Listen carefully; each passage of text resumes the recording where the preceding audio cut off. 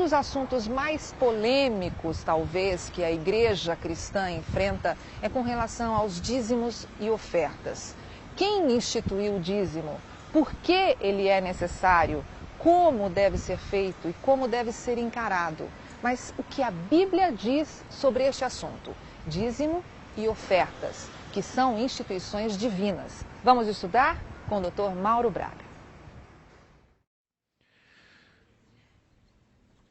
Um homem muito rico gostava muito de ficar conversando sobre assuntos que envolvem dinheiro e poder.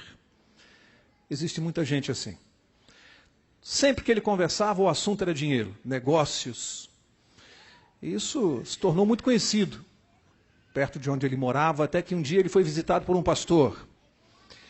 E o pastor se assentou ao lado daquele homem e a conversa não foi diferente. Ele falava dos seus bens, das suas propriedades, da sua casa, dos seus negócios, e depois de meia hora de conversa, o pastor não havia aberto a boca, só ouvia.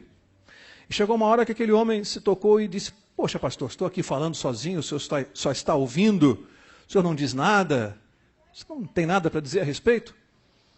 E o pastor disse a ele assim: "O senhor me permite lhe mostrar uma coisa?" Estava aqui pensando e eu queria lhe mostrar uma coisa. Conduziu o homem à própria janela da casa dele e disse assim: "O que o senhor está vendo lá fora da janela?" E aquele homem disse: "Não estou entendendo, pastor." "Por favor, diga." Através da janela eu vejo lá as pessoas andando na rua, brincando, cantando, dançando, na praça, em frente."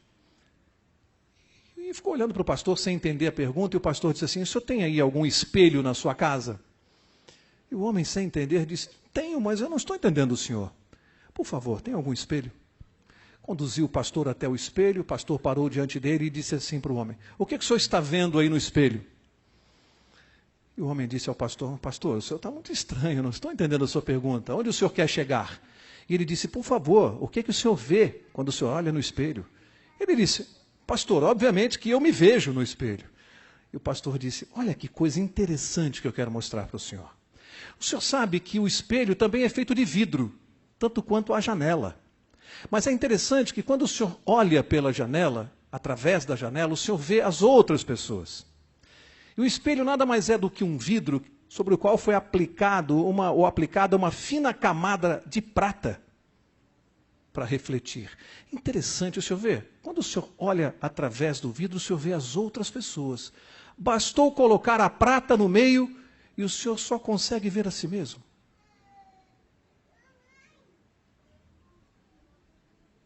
É bem assim, não é? Bastou colocar a prata no meio e começamos a revelar o nosso caráter, começamos a revelar o nosso relacionamento com Deus. Não sei quantos sabem aqui, talvez alguns possam se surpreender. Vocês sabem qual foi um dos assuntos que Jesus mais falou nos evangelhos? Falou mais do que salvação, mais do que igreja e mais do que céu. Alguém sabe me dizer que assunto foi esse? Exatamente, dinheiro. Por que razão Jesus teria falado tanto sobre esse tema? Por que razão? Você já parou para pensar? E eu aqui imaginei uma razão. A Bíblia diz que Deus quer o nosso coração. "Filho meu, dá-me o teu coração."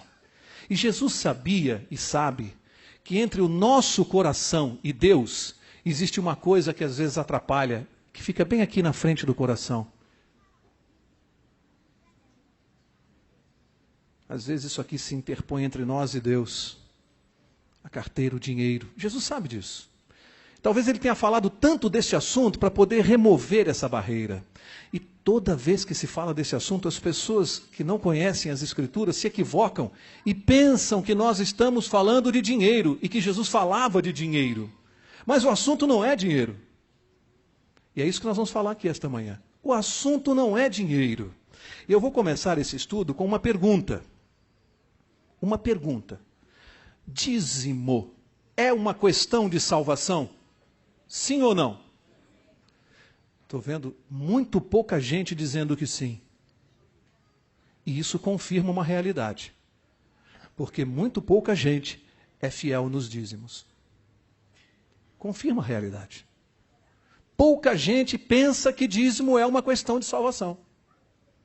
Talvez por isso tantos não sejam fiéis. Sabem que a minoria dentro das igrejas é fiel nos dízimos? A minoria. E não é à toa que Jesus disse que a minoria é que vai se salvar. Isso é uma confirmação de estatísticas e é uma confirmação bíblica.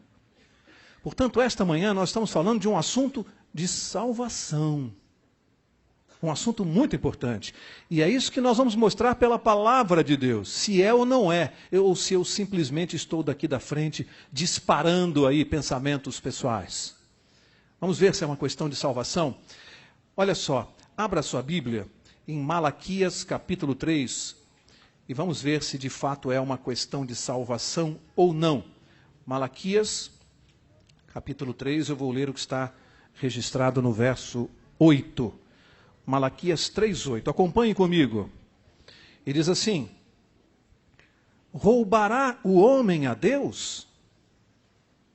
Todavia vós me roubais e dizeis: em que te roubamos?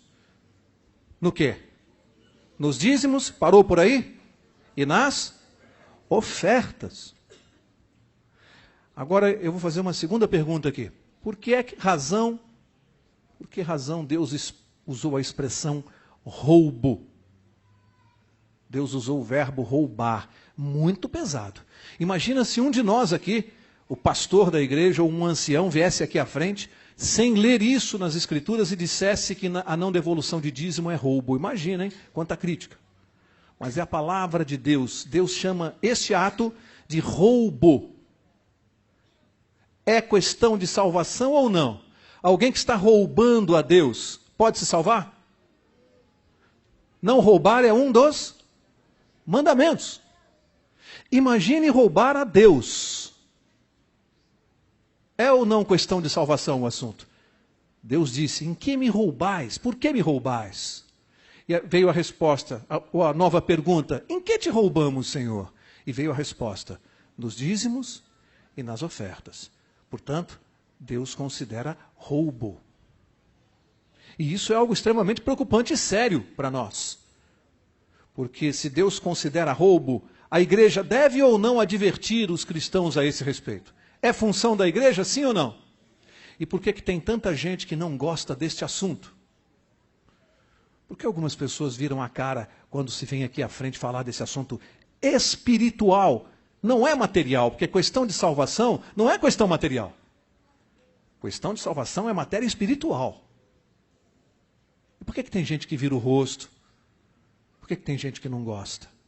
Tem gente que gostaria que jamais falasse isso aqui da frente. E às vezes a igreja cede um pouco a essas pressões e se cala. Deveríamos ceder? Vamos ver por que Deus usou a expressão roubo. Vamos ver por que razão. Acompanha comigo o livro de Levítico, capítulo 27. E aqui é uma declaração que não pode passar batida. Levítico, capítulo 27. Acompanha aqui comigo. Olha o que diz aqui. Levítico 27, 30. Preste bem atenção. Todos os dízimos do campo, da semente do campo, do fruto das árvores, são de quem? A quem pertencem os dízimos? São do Senhor. Agora preste bem atenção. São, o que diz aí a sua Bíblia? Santos. Eu disse que a matéria aqui era espiritual. A Bíblia diz que dízimo é coisa santa. Leia-se, sagrada, separada. Quando eu retenho o que a Bíblia diz que é do Senhor, primeiro fala em dízimo. É dízimo. Dízimo são 9%? 7%? 3%? O que é um dízimo?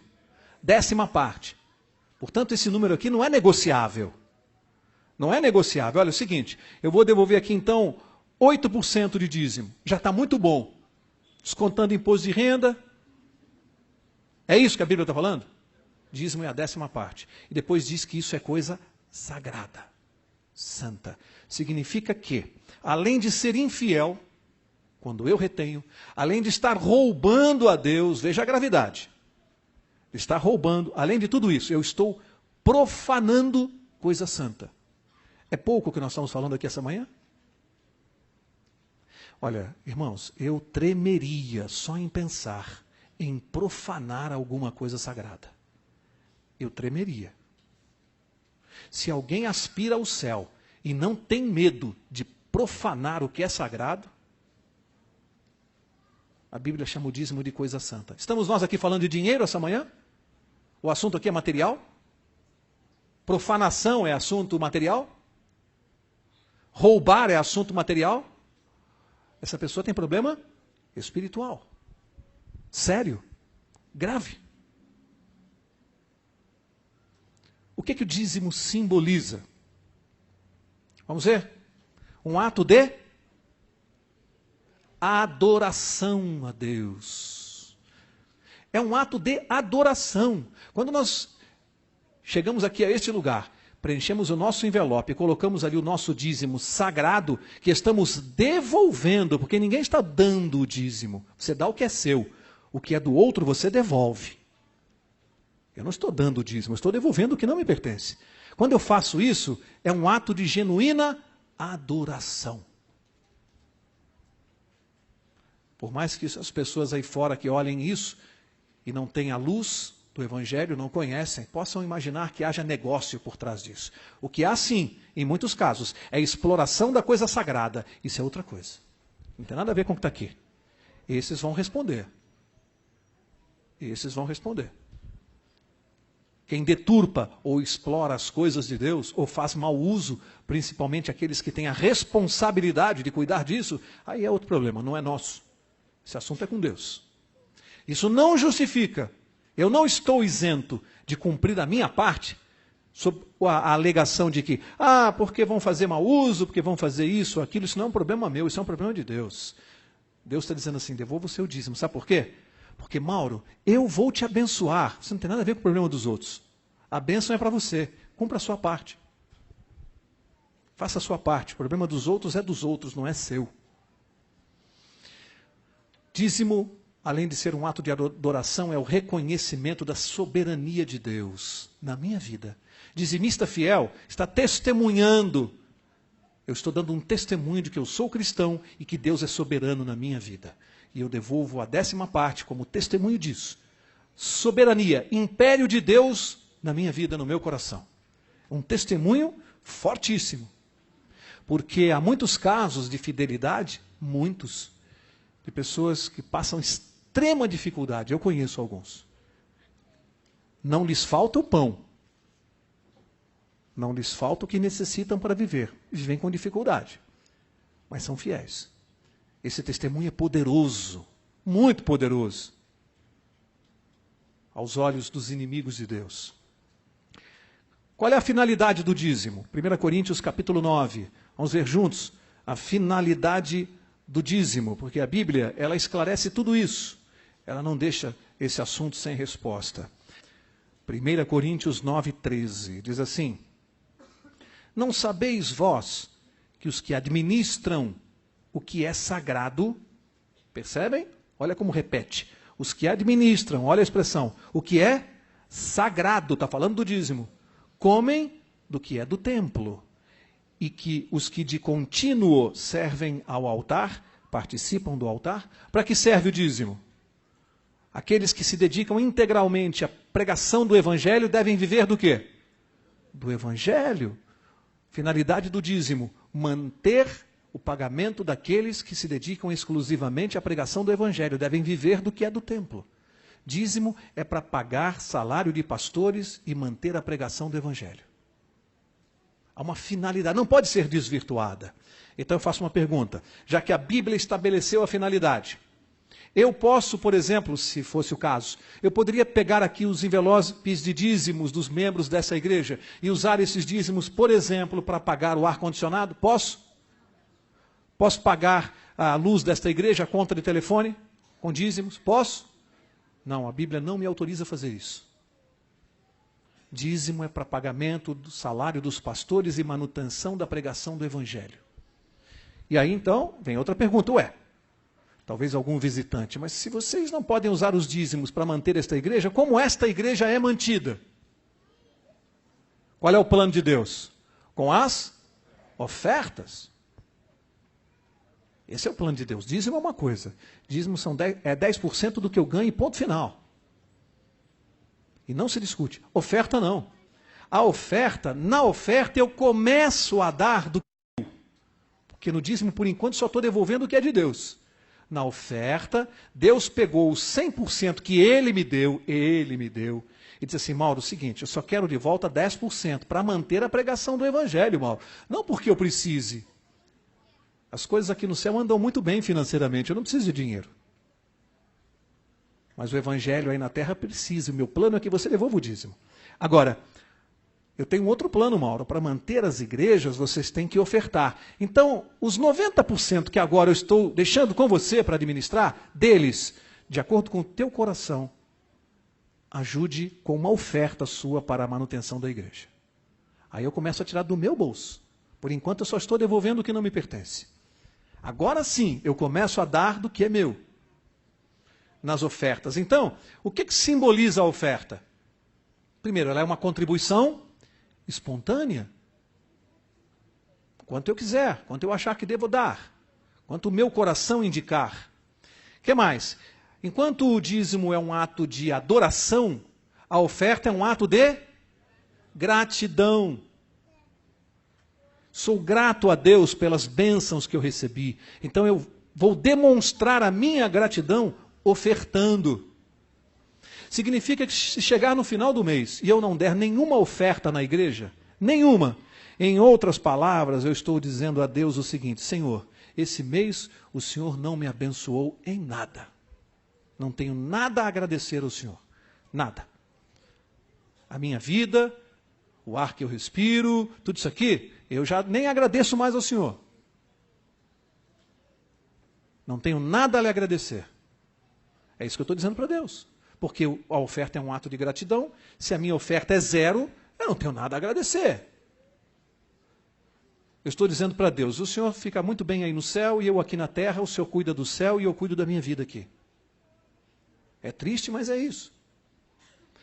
Vamos ver qual é o plano de Deus para as ofertas? Será que está na Bíblia? Tem gente que pensa que a Bíblia não mostra isso para nós. Deus tem um plano para as ofertas? Será que tem? Sim ou não? Primeira pergunta, antes de ver o plano. Primeira pergunta. No plano de Deus de ofertas, oferta é um princípio ou é um impulso? O que é oferta? Princípio ou impulso? Vamos deixar a Bíblia responder se é um princípio ou um impulso. Qual é a diferença entre princípio e impulso? Princípio é algo que vive comigo, convive comigo, é algo que eu trago de casa. É um princípio na minha vida, é uma regra de viver. Impulso não. Impulso eu venho aqui, aí roubaram o equipamento da igreja. Vem aqui, alguém aqui à frente e diz: irmãos, nós não temos microfone, não temos dinheiro para isso, tem que pagar o aluguel. E aí a pessoa vai lá sob impulso, emoção, põe a mão no bolso ou na bolsa, tira um dinheirinho e põe lá. Deu por impulso. Tem um problema lá na igreja. Aí no mês que vem de novo a pessoa aqui. Irmãos, agora é o problema lá do zelador, tem que pagar o salário dele, ele entrou com uma ação trabalhista, precisamos de ajuda. Aí por impulso a pessoa vai lá e dá uma oferta.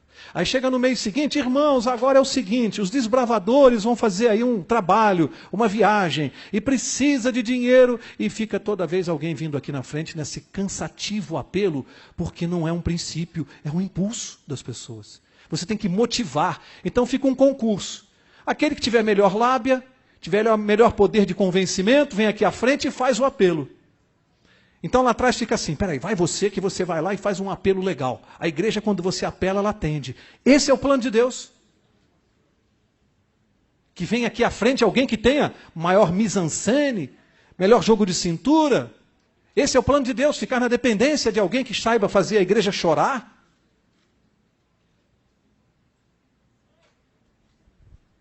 Abre lá. 1 Coríntios 16. E vamos ver o plano de Deus através das ofertas. Como é que ele funciona? Como é que ele funciona? 1 Coríntios 16, vou ler o verso 2. Olha só, todo o esquema aqui. Todo o esquema. 1 Coríntios 16, 2 diz assim: no primeiro dia da semana, cada um de vós ponha de parte o que puder ajuntar, conforme a sua prosperidade, para que não se façam as coletas quando eu chegar. Vou dividir em 4 partes o plano de ofertas. 4 partes. Primeira, a oferta, primeiro requisito da oferta, ela tem que ser voluntária. Ela não é obrigatória. Ela é voluntária. É de acordo com a tua gratidão. De acordo com a tua vontade, porque agora você já está dando do que te pertence. Então a oferta é voluntária. Primeiro requisito. Segundo requisito, ela é sistemática. Como é que eu sei que ela é sistemática? No primeiro dia da semana, leia-se. Pode ser no primeiro dia da semana, pode ser todo sábado, pode ser no primeiro dia do mês. O que Deus está dizendo é o seguinte: sistematicamente na sua vida, crie um plano de ofertas. Você vai dizer, ó, uma vez por mês, eu vou colocar lá no... Quem não faz isso deveria fazer. É um conselho. As pessoas têm que ter escrituração contábil. Quem administra a empresa ou administra o lar, tem que ter uma agendinha onde você coloca ali no canto esquerdo receita e despesa. As famílias têm que ter isso. Tem gente que vive sem isso e eu não sei como consegue viver. Você tem que ter um plano ali, ó. Eu tenho tais despesas no mês. Aluguel, água, luz, telefone, colégio. Aí põe assim, ó, igreja. Porque eu tenho uma responsabilidade aqui. A igreja faz parte da minha vida, eu preciso ajudar. Então está no meu plano de ofertas. E eu vou dizer ali, eu vou criar com Deus um compromisso. Senhor, todo mês eu vou entregar tal quantia. A igreja vai poder contar com isso. Porque eu vou entregar essa quantia todo mês. Isso é plano, é sistemático. Não é eventual, não é sob impulso, não é sob emoção. Não é um dia X, o outro Y. A igreja precisa ter um orçamento. Ela precisa contar com a oferta das pessoas. Nós chamamos isso de pacto. Um pacto.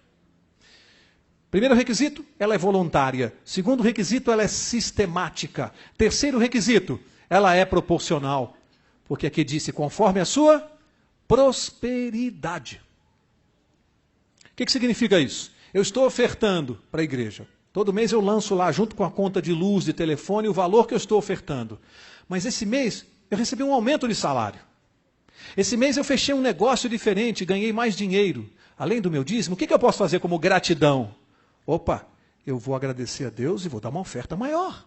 Eu fui abençoado. A bênção veio de Deus. Não posso esquecer de Deus no momento da alegria. Deixa eu dar uma oferta melhor. Por isso a Bíblia diz que ela é conforme a prosperidade. Ela é proporcional. Proporcional à bênção que eu recebo. E olha, gente, isso é muito sério. Quantas pessoas estão perdendo bênçãos de Deus porque não são fiéis, porque não têm um plano sistemático de ofertas e vivem enroladas financeiramente, simplesmente porque dispensam os planos de Deus, estão dispensando as bênçãos. Deus está dizendo assim, ó, primeiro me honra, então se encherão os teus celeiros. Primeiro faz isso e eu vou te abençoar. Deus não está falando necessariamente de bênção financeira não, gente. Não faça negócio com Deus. Então eu vou fazer o seguinte, eu vou dar um ofertão agora esse sábado, que aí sábado que vem eu vou estar bonito, né? Vai entrar dinheiro essa semana. Não faça negócio com Deus. Quando Deus fala de bênção, Ele não está falando necessariamente de dinheiro, e Ele conhece o coração. Quarto requisito da oferta. Vimos que ela é voluntária, sistemática, proporcional e ela é planejada. Planejada, Paulo disse, para que a coleta não se faça quando eu chegar. Foi o que eu falei aqui de última hora. Você não pode vir para a igreja sem planejar a sua oferta durante o mês, porque chega aqui, se você trouxe dinheiro, tem oferta. Se você não trouxe, não tem oferta. Se você não programou na sua escrituração, você não sabe, eu não posso dar dinheiro, eu estou apertado, eu não posso ofertar. Você não planejou a oferta. Ela tem que ser planejada. Não pode ser sob impulso. Percebem o plano de Deus aqui?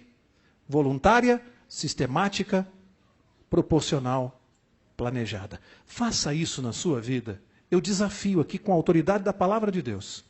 Faça isso na sua vida e você vai vir aqui à frente brevemente dar um testemunho poderoso.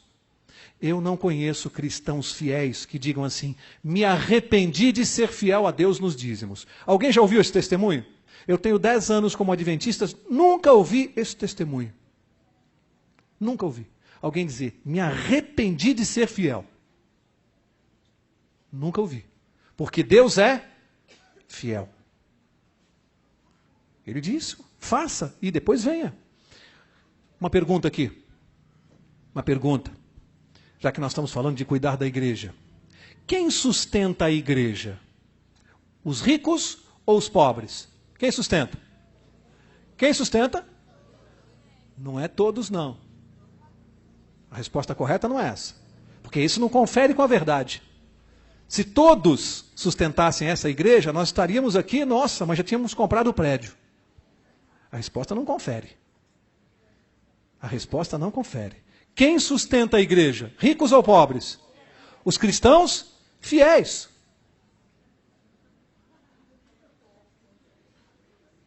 Os cristãos fiéis sustentam a igreja. Não importa se são ricos ou pobres. São os cristãos fiéis. Se todos sustentassem essa igreja, nós já tínhamos comprado esse prédio. Só para vocês saberem. Quem sustenta a igreja são os cristãos fiéis e verdadeiros, que têm compromisso com Deus, que têm oferta planejada, sistemática, proporcional, voluntária, e são abençoados por isso. Todas as pessoas que eu conheço, que vieram para esta igreja, ajudaram a constituir esta igreja, todas elas, nenhuma delas se arrependem, ou nenhuma delas se arrepende do que colocou aqui. Não tem nenhum arrependido. Porque Deus é fiel. Quem sustenta a igreja são os cristãos fiéis. Não são todos, não. Infelizmente, porque o plano de Deus é que fossem todos. Este é o plano de Deus. E o mundo seria muito mais abençoado. Para começar a encerrar, Salmo capítulo 32, vamos começar a encerrar. Salmo 32, eu vou ler o verso 8, e vamos ver, já que falamos aqui de bênçãos, Salmo 32, 8, vamos ver aqui uma bênção de Deus, prometida, para ver se vale a pena ser fiel ou não. Salmo 32, verso 8, diz assim, instruir-te-ei e ensinar-te-ei o caminho que deves seguir, guiar-te-ei com os meus olhos. Alguém aqui conhece uma bênção maior do que esta aqui prometida? Vocês entenderam o que Deus prometeu aos fiéis? Instruir-te-ei e guiar-te-ei pelos caminhos. Olha, como isto aqui é verdade. Eu sou uma testemunha disso.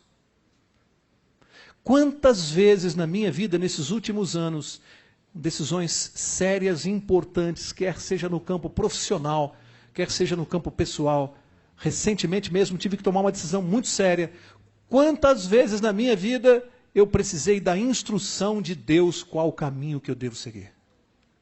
Quantas vezes você já experimentou no meio de uma decisão fundamental na sua vida, no meio de uma reunião de negócios, seja lá o que você faça, você pedir a instrução de Deus para uma decisão e ela vir com tanta nitidez que você não fica confuso?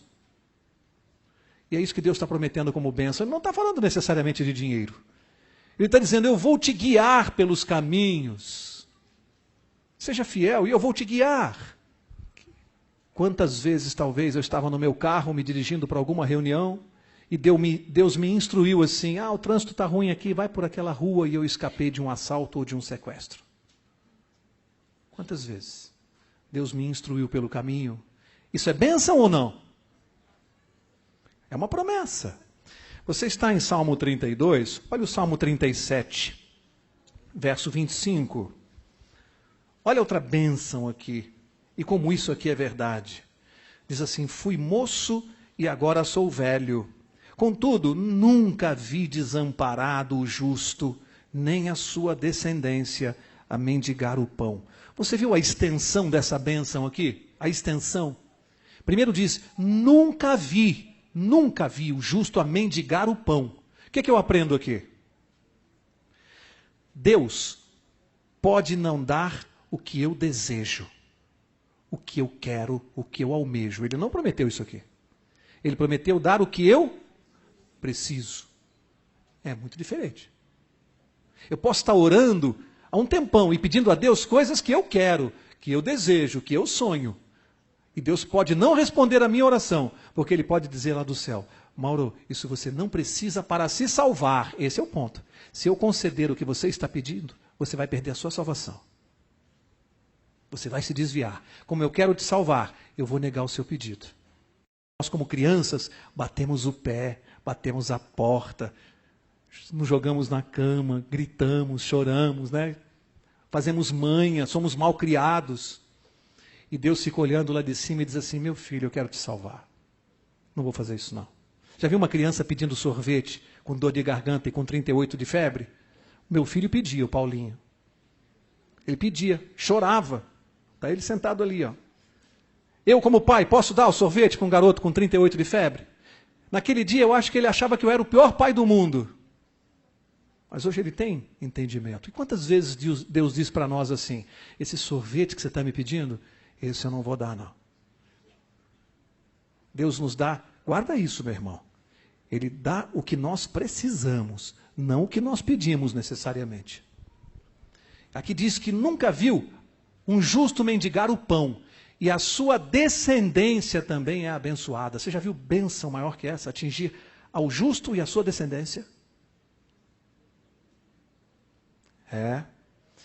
Agora, Malaquias 3, e aqui nós vamos fechar por aqui. Malaquias 3, vamos voltar lá onde começamos.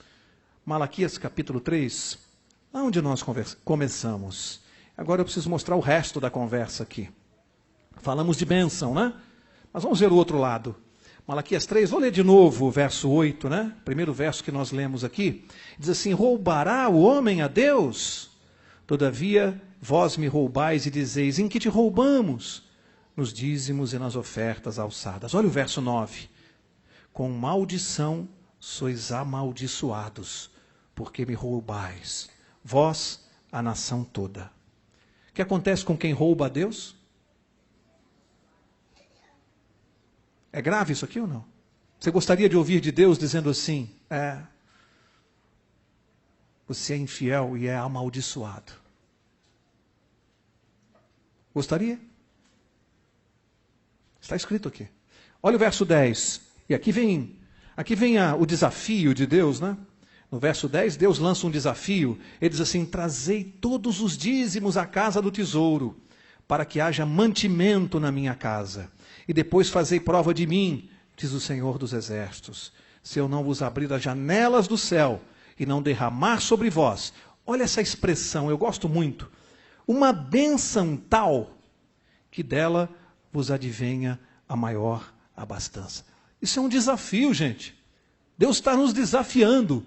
Ele diz assim: fazei prova de mim, venha me testar. Devolva o seu dízimo e depois venha me testar. Deus está nos desafiando. Seja fiel, confie em mim e depois me teste. Se eu não vou derramar sobre você, ele diz, uma bênção tal. Bênção é necessariamente dinheiro? Ele não está falando de dinheiro, está falando de bênção tal. É uma bênção na sua vida. Não precisa ser dinheiro. Ele desafiou. Agora, eu gosto do verso 11. Muita gente lê e para aqui no 10. No verso 10. Mas olha o 11. O 11 diz assim: repreenderei o devorador, para que não vos consuma o fruto da terra. A vossa vide no campo não será estéril, diz o Senhor dos Exércitos. O que ele disse que vai fazer? Repreender o devorador. Você tem o seu negócio, seja lá qual for, e Deus está dizendo, olha, não é só a entrada de dinheiro que importa, a bênção é eu fazer com que o dinheiro fique com você, ele não saia, aquilo que vai te consumir, o devorador, que pode ser uma doença, um acidente, uma falência. O devorador, aquilo que vai consumir o que você ganha, eu vou repreender. Você conhece bênção maior do que isto? Será que dá para viver sem esta bênção de Deus? Sem que ele repreenda o devorador? Aquele que consome tudo que nós temos? Agora, último verso da manhã. Ageu, capítulo 1. Eu sempre chamo esse verso aqui, eu batizei esse verso de torneira versus ralo. E você já vai ver por quê. Último verso. Ageu 1, olha o verso 6. Diz assim: semeais muito e recolheis pouco. Comeis, mas não vos saciais. Vesti-vos, mas ninguém se aquece. O que recebe salário, recebe-o para pô-lo num saco furado. Vocês entenderam o que está escrito aqui? Eu não sei se alguém aqui conhece pessoas assim, eu conheço várias, inclusive na minha família. Gente que recebe salário, bom, não estou falando de salário pequeno não, e põe num saco furado. Ganha bem e não sobra nada no final do mês. Eu tenho um parente um pouco distante que ganha muito bem e não tem nem casa própria. Ganha muito bem. Sabe por quê? Porque às vezes as pessoas se preocupam com a boca da torneira, né? Quanto mais larga, está ganhando muito, a torneira é larga. E acha que eu sou demais, eu sou inteligente, eu tenho diploma universitário, eu sou esperto, eu sou bom para negócio, eu ganho muito dinheiro. Mas se esquece que o problema maior não é no tamanho da boca da torneira, é no tamanho do ralo. O que adianta a sua torneira ser larga se o seu ralo é maior e está aberto? O que acontece com a bênção? Ela vem e vai pelo ralo. O que Deus está falando aqui é o seguinte, olha, é preferível você ter uma torneira com uma boca menor, mas o ralo fechadinho. E eu também conheço gente assim. Ganha pouco, ganha mal, vive com a maior dificuldade. A torneirinha é apertadinha a boca da torneira. Entra aquele pouquinho de água, mas o ralo está fechadinho que não vaza uma gota. E tem gente que viveu a vida assim, e chega no final da vida com a sua casinha própria, com o seu carrinho, com a sua aposentadoria, com o seu Jesus no coração e com o seu crachá de cidadão da eternidade no peito. O problema está no ralo, e o ralo é com Deus. Eu prefiro o meu ralo fechado do que uma boca muito grande na torneira. É disso que Deus está falando. É disso que Ele está falando. Ele está dizendo, a torneira, Mauro, pode ser com você. Pode ser. Mas o ralo é comigo. Você escolhe. Torneira ou ralo? Você escolhe. Um homem estava andando pelo deserto. Há muitos dias havia se perdido e estava praticamente à morte, porque 3 dias sem água, sem nada, sofrendo, perdido no deserto. Até que depois de andar por 3 dias, ele avistou ao longe uma choupana abandonada e quase se arrastando pelo calor do deserto, ele chegou até aquela choupana. Ao entrar, ele se assentou para pegar um pouco de sombra, quase sem ar, e ao encostar as costas na parede, ele viu à sua direita ali que havia uma bomba d'água enferrujada. E ao lado, no chão, uma garrafa com água. E no rótulo da garrafa estava escrito assim: despeje o conteúdo desse reservatório na bomba e ela funcionará. Depois não esqueça de deixar o reservatório cheio para o próximo viajante. Preste atenção na decisão que esse homem tinha que tomar. Ele mexeu na manivela da bomba, viu que só barulho enferrujado, não acontecia nada. Morrendo e uma garrafa com água. Ele pensou, eu posso tomar a garrafa, tomar água da garrafa. Talvez viva por mais um dia ou 2. Ou eu posso confiar no rótulo, jogar isso aqui na bomba, ela pode funcionar, e aí eu vou ter água fresquinha e abundante. Que decisão difícil, hein? O que você faria? O que você faria? Tomaria água ou confiaria no rótulo e jogaria água na bomba? Decisão difícil. É diferente da vida de muitas pessoas que têm que devolver o dízimo. Deus dizendo, confia em mim. Senhor, mas eu vou devolver aqui, vai faltar para pagar a conta de luz. E Deus está dizendo, confia em mim. É uma questão de confiança. E aquele homem com a decisão, a garrafa ali, a bomba enferrujada. Mas ele pensou, o que adianta viver mais um dia? Ou 2?